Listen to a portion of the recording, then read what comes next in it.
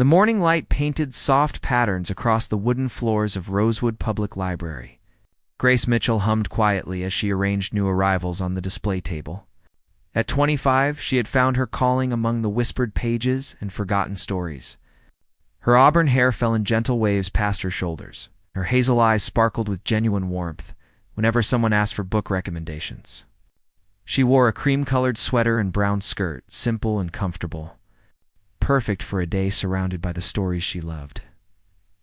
Grace had worked at the library for 4 years, ever since graduating from college.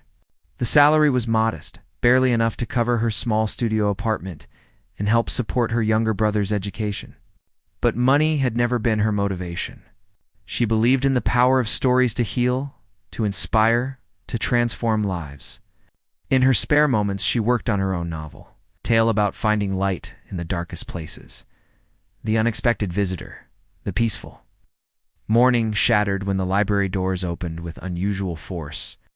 A man strode in, his presence immediately commanding attention. He wore an impeccable navy suit that probably cost more than Grace earned in 3 months. His dark hair was perfectly styled, his jaw strong, and set in a permanent expression of displeasure. Everything about him screamed wealth and power. Nathan Sterling had not visited a library since his university days. 15 years ago, at 38, he had built a business empire through ruthless decisions and unwavering focus. He had no time for sentimentality, no patience for inefficiency.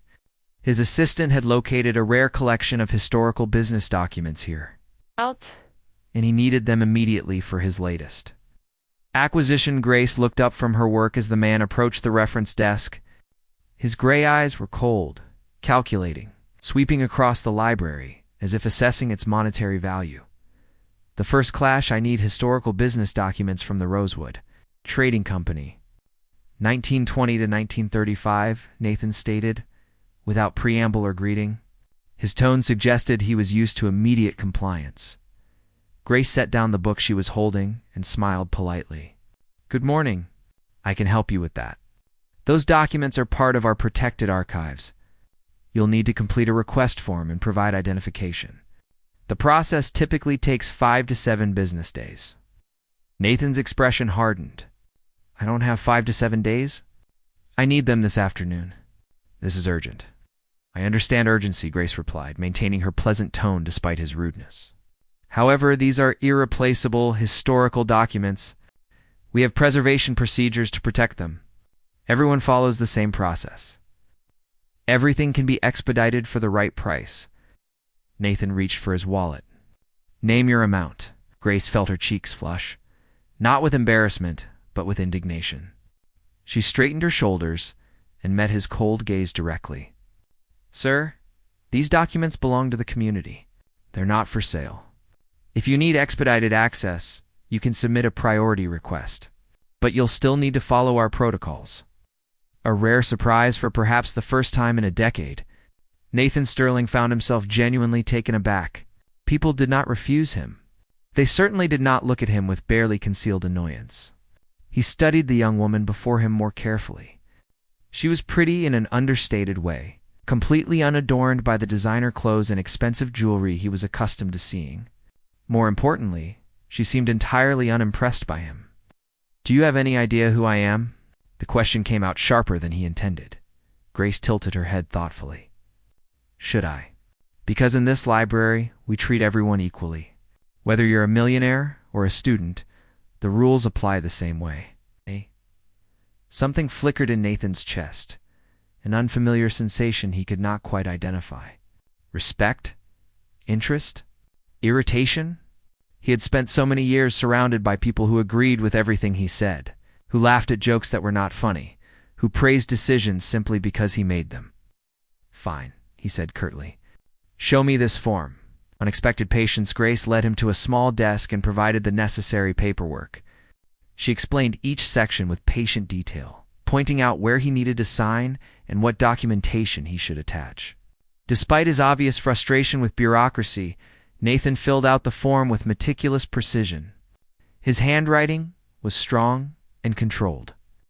Every letter perfectly formed as they worked. Grace noticed small details about him. The way he rubbed his temple when reading fine print, suggesting frequent headaches. The absence of a wedding ring on his left hand. The slight tension in his shoulders, as if he carried invisible weight. The faint scar above his right eyebrow that hinted at a story she would never know. "The documents will be ready for viewing by next Tuesday," Grace said, stamping his completed form with the library's official seal. "You can review them in our secure reading room. We're open from 9 in the morning until 6 in the evening." Nathan took the receipt she offered. "Tuesday," he repeated, as if testing the word. Then, unexpectedly, his expression softened by the smallest degree. "Thank you for your assistance, Miss Mitchell." The use of her name, which he must have read from her identification badge, made the moment feel strangely intimate. Grace found herself momentarily flustered by the shift in his demeanor, the lingering thought as Nathan walked toward the exit. Grace watched his retreating figure. His expensive shoes echoed against the old library floor, a sound that seemed too harsh for this gentle space. She told herself she would never see him again after Tuesday. Men like him did not return to places like this once they got what they needed, yet something about their encounter stayed with her throughout the day.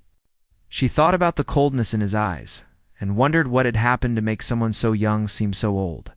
She thought about his obvious intelligence and the careful way he had filled out the form. She thought about that brief moment when he had thanked her, when his voice had lost its sharp edge. That evening, as Grace worked on her novel in her tiny apartment, she found herself writing a new character. A man who had forgotten how to feel, who had built walls so high he could no longer see the sky. She did not realize she was writing Nathan Sterling. She did not know that this chance encounter would change both their lives forever. Outside her window, city lights twinkled like distant stars, full of promise and possibility. Grace saved her work and smiled to herself. She loved stories about transformation, about hearts that learned to open again. She had no idea she was about to live one. Tuesday morning arrived with gentle rain tapping against the library windows. Grace had almost convinced herself that the intimidating businessman would send an assistant instead of returning personally. But at exactly 9 o'clock, Nathan Sterling walked through the doors, shaking droplets from his dark coat. He looked different today. His tie was slightly loosened, and there were shadows under his eyes that suggested sleepless nights. Grace felt an unexpected flutter in her chest as he approached her desk. "Good morning, Miss Mitchell. I'm here for the documents," Nathan said, his voice lacking the sharp edge from their first meeting. Grace smiled and stood. "Follow me, please. I've prepared everything in reading room 3. She led him through the quiet library to a small private room lined with wooden panels. The historical documents were carefully arranged on the table, protected by archival covers. Nathan's eyes lit up with genuine interest as he saw them, and Grace realized this was not just about business for him. "An unexpected request. These are remarkable," Nathan murmured, carefully opening the first folder. His fingers traced the aged paper with surprising gentleness. Grace had planned to leave him to his research, but something made her pause at the doorway. The Rosewood Trading Company was one of the first businesses in this city to prioritize employee welfare. They built housing for workers and established a healthcare fund. Nathan looked up sharply. "You know the history? I studied local history in college. These documents tell beautiful stories about community and compassion in business." Grace stepped closer, her passion for the subject overcoming her reservations. "See this ledger? It donated 10% of profits to education programs." For the next hour, Grace found herself drawn into conversation with Nathan. He asked intelligent questions, challenged her interpretations, and shared his own insights about business practices. She discovered that beneath his cold exterior was a brilliant mind and, surprisingly, a genuine appreciation for history. The walls began to crack. "Why do you really want these documents?" Grace asked during a quiet moment. "You could access this information through digital archives or historical societies." Nathan was silent for a long time. When he finally spoke, his voice was softer than she had ever heard it. "My grandfather started as a clerk in the Rosewood Trading Company. He always told me stories about how they treated people with dignity. I suppose I wanted to see if those stories were true." Grace felt her heart soften. "And are they?" "Yes." Nathan met her eyes, and for the first time, she saw vulnerability there. "I've built my company on different principles: efficiency, profit, growth. Sometimes I wonder if I've lost something important along the way. The honesty in his admission took Grace's breath away. She sat down across from him, forgetting professional distance. It's never too late to change direction. People can transform if they want to. Can they? Nathan's question seemed to carry years of doubt. Or do we just become more of what we already are? Growing connection over the next 2 weeks, Nathan returned to the library 6 more times. Each visit he requested Grace's assistance, and each time their conversations deepened. They discussed philosophy, literature, dreams, and regrets. Grace learned that Nathan had built his empire after a childhood of poverty, driven by fear of returning to those desperate days. Nathan learned that Grace wrote stories because her mother had read to her every night before she died, and books had become her way of keeping that love alive. One afternoon, as rain poured outside, Nathan asked about her novel. "It's about a woman who thinks she wants security and stability," Grace explained, her eyes distant. But through unexpected circumstances, she discovers that real happiness comes from connection, not protection. Nathan was quiet for a moment. "That sounds idealistic." "Maybe," Grace admitted with a smile. "But I believe people are capable of more love than they think. We just get scared and build walls. And what if those walls are necessary? What if they're the only thing keeping someone functional?" The pain in Nathan's voice was unmistakable. Grace reached across the table and gently touched his hand. "Ow." "Then maybe the right person can help you realize you don't need them anymore." The proposal on Nathan's 8th visit, he arrived just before closing time. Grace was alone, organizing returned books. He stood in the doorway of the reading room, looking uncharacteristically nervous. "Grace, I need to speak with you about something important. Not here. Would you join me for dinner?" Her heart raced. "Is this about the research?" No, this is personal. An hour later, Grace found herself in an elegant restaurant with crystal chandeliers and white tablecloths. She felt out of place in her simple dress, but Nathan's attention never wavered from her face. "I'm going to be direct because I don't know another way," Nathan began after they ordered. "I need a wife." Grace nearly dropped her water glass. "Excuse me, not a real marriage. A business arrangement. My board of directors wants me to present a more stable, family-oriented image for an international merger. I need someone for 6 months to a year. You would be compensated generously, enough to finish your novel, help your brother through college, and have financial security." Grace stared at him in disbelief. "You want to pay me to pretend to be your wife?" "The truth beneath before you refuse." "Listen," Nathan continued, his words coming faster now. "I know this sounds cold and transactional. That's my world. But here's the truth, Grace. Over these past weeks, you've become the only person I can talk to honestly. When I'm with you, I remember what it feels like to be human, not a machine, not just a businessman. Human." Grace's hands trembled. "Nathan, this is absurd. You're asking me to live a lie? I'm asking you to help me learn how to live at all?" His gray eyes held hers with raw intensity. "You write about transformation, about people changing. Maybe this is how it happens. Not through some magical moment, but through choosing to let someone in, even if it starts with an arrangement. Why me? You could have anyone. Because you're real. Because you don't want anything from me except honesty. Because when you look at me, you see someone worth redeeming." Nathan's voice dropped to a whisper. "Because somewhere between our first argument and today, I started to fall for you, and I have no idea what to do with that feeling." The decision, Grace. Walked home through the rain-soaked streets, her mind spinning. This was crazy. Agreeing to a fake marriage with a man she barely knew went against everything she believed about authenticity and love. Yet she could not stop thinking about the loneliness in Nathan's eyes, the way he had slowly opened up to her, the person she sensed he could become if someone believed in him. She thought about her cramped apartment, her brother's college bills, her manuscript that progressed so slowly because exhaustion claimed her every evening.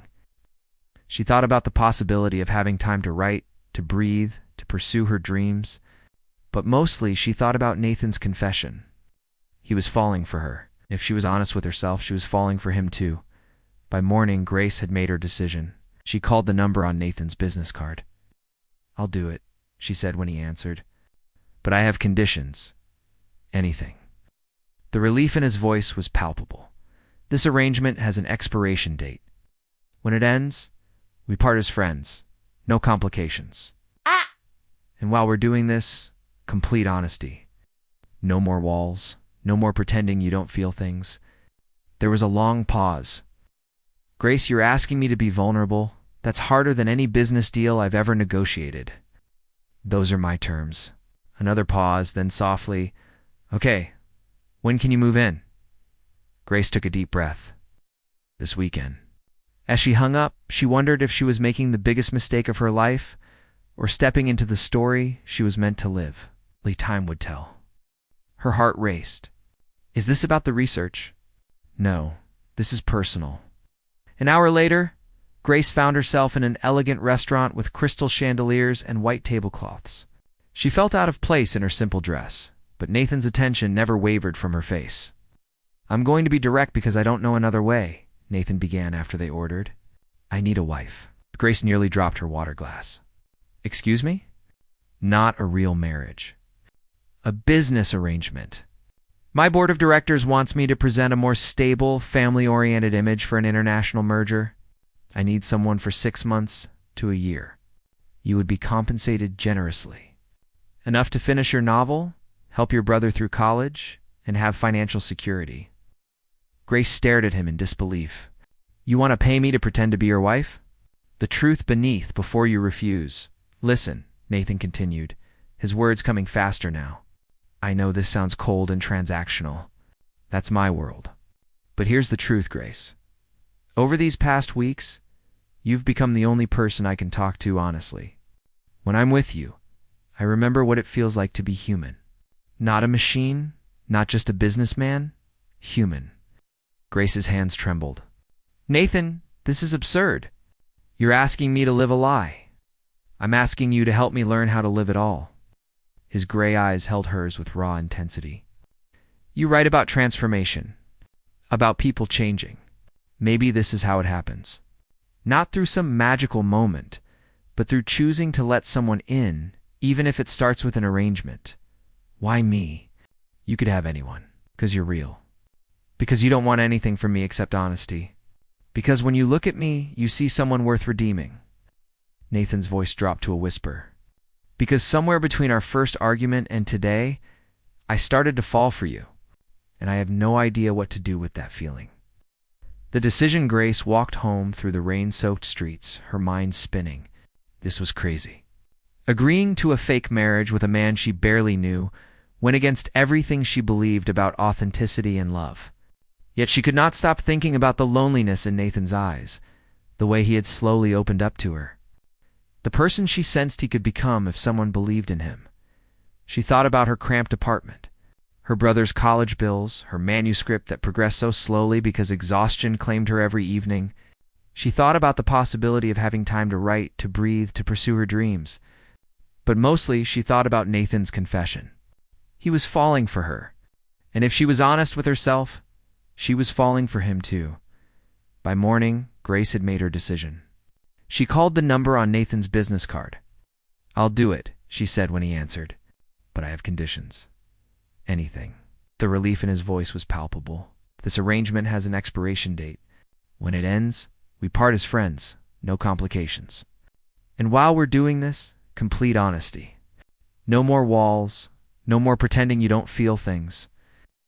There was a long pause. Grace, you're asking me to be vulnerable.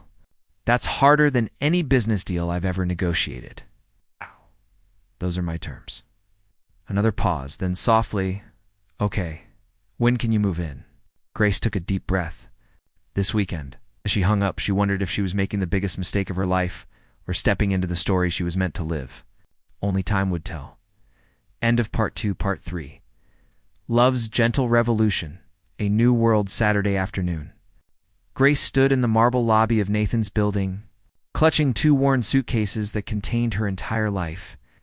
The doorman had looked at her simple clothes with barely concealed confusion. This world of wealth and luxury felt like a foreign country, where she did not speak the language. The elevator ascended silently to the penthouse. When the doors opened, Nathan was waiting. He wore casual clothes, jeans, and a sweater, and for the first time since she had met him, He looked almost uncertain. "Welcome home," he said softly, then seemed to catch himself. "Welcome to your temporary home." The penthouse was stunning. Floor-tizzling windows offered breathtaking views of the city. Modern furniture and cool grays and whites filled the space, everything perfectly coordinated and utterly impersonal. It looked like a magazine spread, beautiful but empty of warmth. "Your room is this way," Nathan said, leading her down a hallway. He opened a door to reveal a spacious bedroom with its own bathroom. "I hope you'll be comfortable. If you need anything changed, just tell me." Grace set down her suitcases and turned to face him. "Nathan, we need to talk about how this will work." Setting the foundation, they sat in the living room as afternoon light painted golden patterns across the floor. Grace curled up on the sofa, and Nathan sat across from her, maintaining careful distance. "We need rules," Grace began. "Clear boundaries so neither of us gets hurt." Nathan nodded. "Agreed. What do you propose?" "In public, we act like a couple. But here, in private, we maintain our own spaces. Separate rooms, separate lives. This is a business arrangement, and we both need to remember that." Something flickered across Nathan's face. Disappointment, perhaps, but he quickly masked it. "Of course. That makes sense. We should spend time together," Grace continued. "Real time. Getting to know each other. If we're going to convince people we're in love, we need to actually be friends. I'd like that." Nathan's voice was sincere. "Grace, I want you to know that I'll never pressure you for anything beyond what you're comfortable with. Your autonomy matters to me." The respect in his words touched her deeply. Maybe this arrangement could work. Maybe they could navigate this strange situation without losing themselves. Small transformations. The first week was awkward. They moved around each other carefully, polite and distant. But gradually, small moments of connection began to emerge. Grace cooked dinner one evening, filling the sterile kitchen with the aroma of homemade pasta. Nathan appeared in the doorway, watching her work with fascination. "I haven't had a home-cooked meal in years," he admitted. "I usually eat at restaurants, or order in." "Then sit down and tell me about your day," Grace said, stirring the sauce. "That's what people do." Over dinner, Nathan talked about a difficult negotiation, and Grace listened with genuine interest. She asked questions that made him think differently about his approach. Later, he helped her clean up, and they laughed when he admitted he had no idea how to load a dishwasher properly. These small domestic moments began to weave a thread of intimacy between them. Nathan started coming home earlier, eager to hear about Grace's writing progress. Grace began leaving notes for him, little messages of encouragement before important meetings. Slowly, the penthouse started to feel less like a showroom and more like a home. The first public appearance 2 weeks after Grace moved in. They attended their first public event together. A charity gala where Nathan needed to be seen with his new fiancée. Grace wore an elegant blue dress that Nathan had insisted on buying for her, and she felt like a princess in a fairy tale. "You look beautiful," Nathan said when she emerged from her room. The sincerity in his eyes made her blush at the gala. Nathan was attentive and affectionate, his hand resting gently on her lower back, his eyes seeking hers across crowded rooms. Grace played her part, smiling and engaging with his business associates. But something shifted that evening. The touches felt less like acting and more like genuine desire. The smiles they exchanged held real warmth. During a slow dance, Nathan pulled her close, and Grace felt her heart race.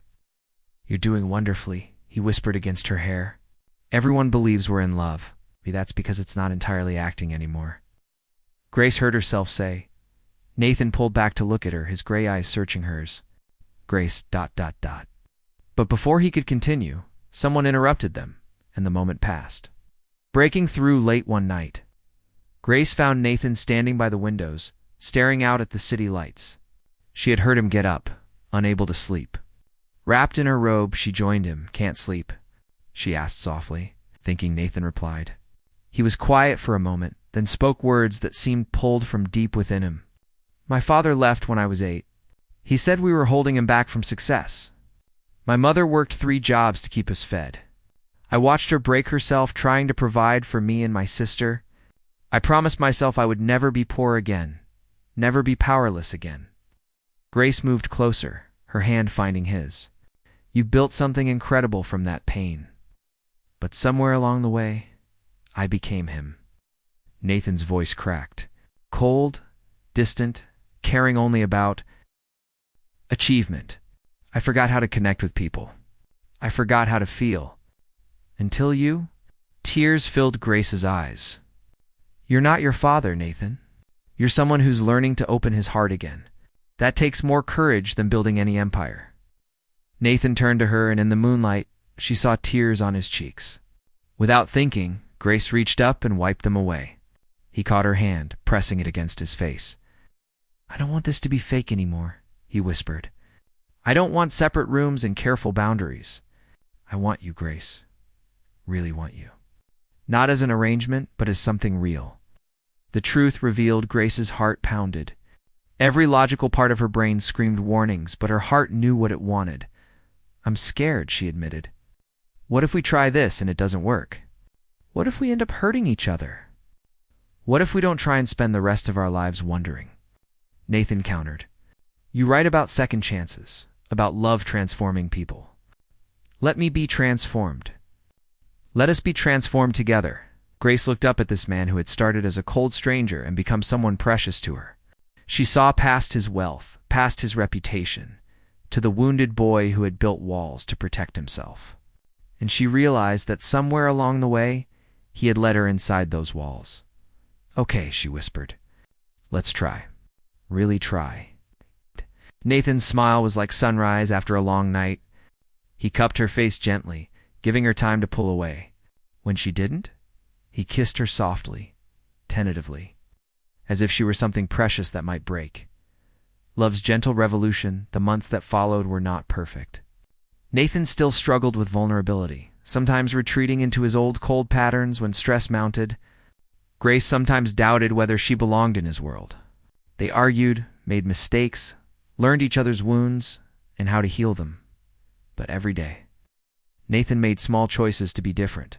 He started leaving work earlier to spend evenings with Grace.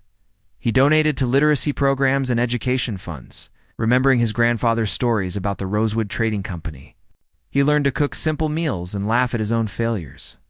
He read Grace's manuscript and cried at the ending, telling her she had captured something true about the human heart. Grace finished her novel and dedicated it to the man who taught me that walls can become windows. She helped Nathan reconnect with his sister, whom he had neglected for years. She brought warmth and laughter into the cold penthouse, transforming it into a real home. 6 months after their arrangement began, Nathan took Grace back to the library where they had first met. In the quiet reading room where they had spent so many hours together, he knelt down with a ring. "This isn't about business or arrangements," he said, his voice steady, but his hands shaking. "This is about loving you more than I thought I could love anyone. Will you marry me? Really marry me?" Grace pulled him to his feet and kissed him, tears streaming down her face. Yes. 1,000 times yes. The happy beginning their wedding was small and intimate, held in the library's garden. Grace wore a simple white dress and carried wildflowers. Nathan cried during his vows, no longer ashamed of his emotions. They promised to keep choosing each other, to keep growing together, to remember that love was both a feeling and a decision made new each day. As they danced at their reception, Grace whispered, "You know, this would make a good story." Nathan laughed, the sound free and joyful. "It already is. The best one I've ever been part of." Grace had always believed in the power of stories to change lives. She had written about transformation and second chances, never knowing she would live her own tale of hearts learning to bloom. And Nathan, who had forgotten how to feel, had rediscovered his humanity through the gentle, persistent love of a girl who saw the man he could become. They had both been afraid, both been broken in different ways. But they had chosen courage over fear, connection over isolation, love over loneliness. And in that choice, they had found not just each other, but themselves. The city lights sparkled beyond the windows of their home, full of promise and possibility. And inside, 2 hearts beat in rhythm, no longer separate, no longer guarded, finally and completely free.